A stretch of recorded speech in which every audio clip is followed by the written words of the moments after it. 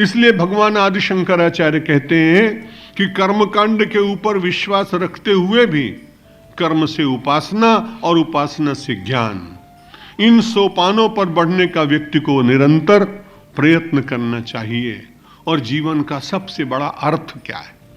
मनुष्य को ये जीवन मिला क्यों है? सब कर मत खगनायक एहा, करी राम पद पंकज नेहा। यहां राम पद पंकज नेहा सगुण साकारवादी के लिए, लेकिन यहां राम यदि आप वेदांत की दृष्टि से देखें तो आत्मा राम। लब्धा विद्या राजमान्य ततः किम, प्राप्ता संपद वैभवाड्य ततः किम, भुक्ता नारी सुंदरांगी ततः किम, ये न आत्मा नैव साक्षात्कृतो भूत। भगवान आदि शंकराचार्य का ही अन्यत्र एक श्लोक है ये, कि उन्होंने कहा संसार में आदमी ने बहुत कुछ किया, लब्धा विद्या राजमान्या ततः किम, ऐसी विद्या मिल गई कि बड़े बड़े राजाओं के मुकुट उसके चरणों पर झुक गए, लेकिन एक शब्द कहा ततः किम, इसके बाद भी क्या हुआ? विद्वत्ता की सीमा पर पहुंच गया, लेकिन विद्वान होने के बाद भी संभवतः आपने उत्तर काशी में पंडित विष्णुदत्त जी के कभी दर्शन किए होंगे। करपात्री जी महाराज भी जाते थे और मुझे भी उनके दर्शन करने का सौभाग्य मिला। 55 वर्ष जीवन में मौन रहे। उस समय काशी के सबसे बड़े विद्वान थे, और जब भी कभी कोई आता दशाश्वमेध घाट पर तो ललकारते कि आओ शास्त्रार्थ करो।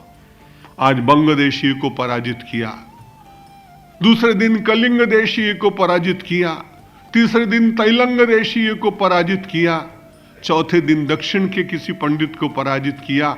और हर पराजय, हर विजय के पश्चात अहंकार की सीमा पर पहुंचकर अपने गुरुदेव को कहते आज उसको पराजित किया, आज उसको पराजित किया।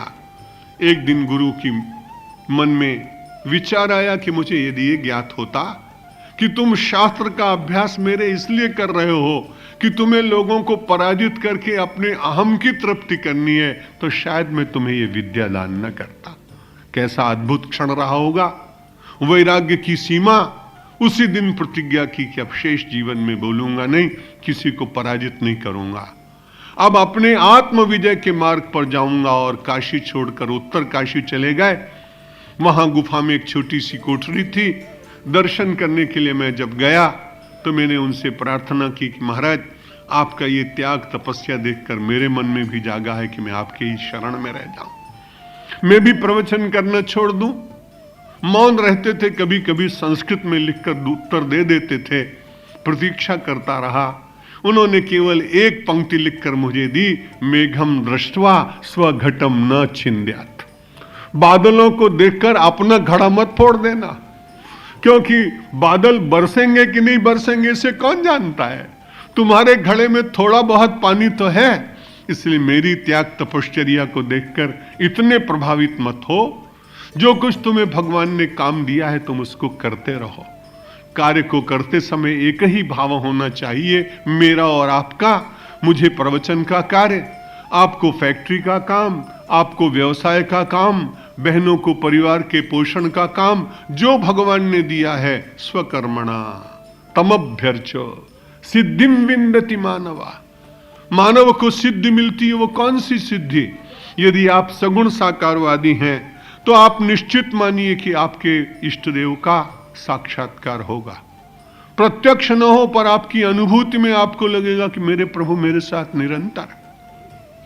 और यदि आप निर्गुण निराकारवादी हैं, वेदांती हैं, तो भी आपको परम सिद्धि मिलेगी कि आप प्रतिबिंब के बीच में रहते हुए बिंब की शोध करेंगे। सुखाभास के बीच में रहते हुए परम सुख और परमानंद को प्राप्त करने के लिए अपने सुख के सारे केंद्र आपके भीतर ही हैं, ऐसा स्वयं आपको अनुभूत हो जाएगा। भगवान आदि शंकराचार्य कहते हैं, इसलिए अर्थस्य निश्चयो दृष्टो।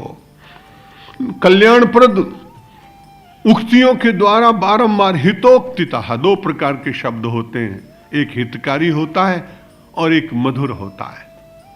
दोनों बातें बहुत कठिन हैं। मधुर शब्द भी हो और हितकारी भी हो, ये दोनों एक साथ होते नहीं। जहां हित की बात होती है वहां कभी कभी कोई कठोर बात भी कहनी पड़ती है।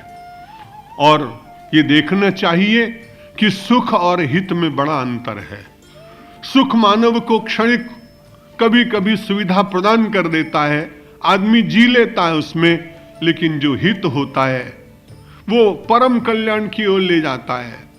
नारद जी महाराज के मन में मोह तो जागा है, विवाह करने की इच्छा भी जागी है, लेकिन फिर भी उनके भीतर का ऋषि जागृत है। जब भगवान के प्रणाम करते हैं तो कहते हैं, जे विद होए नाथ हित मोरा, करो उस वेग दास में तोरा। जिसमें मेरा हित हो करिए।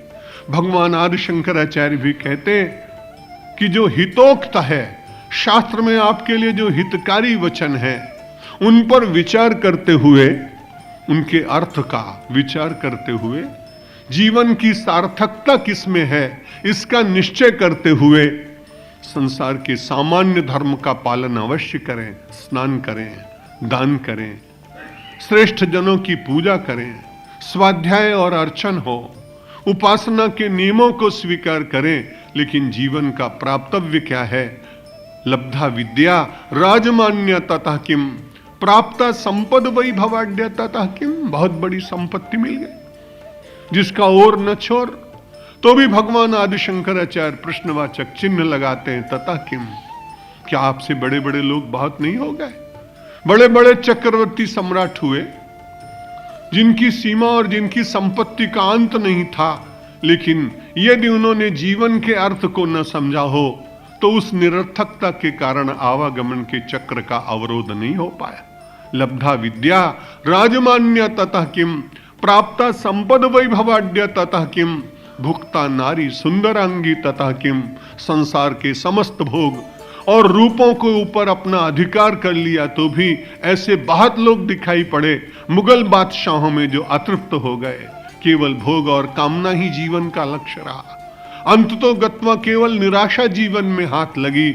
इसलिए भगवान आदि शंकराचार्य ने कहा, जो हमारे शास्त्रों ने हितोक्ति, हितकारी बात कही है उस पर विचार करें, बारंबार विचार करें, और फिर ये ना आत्मा नहीं वो साक्षात कृतभूत।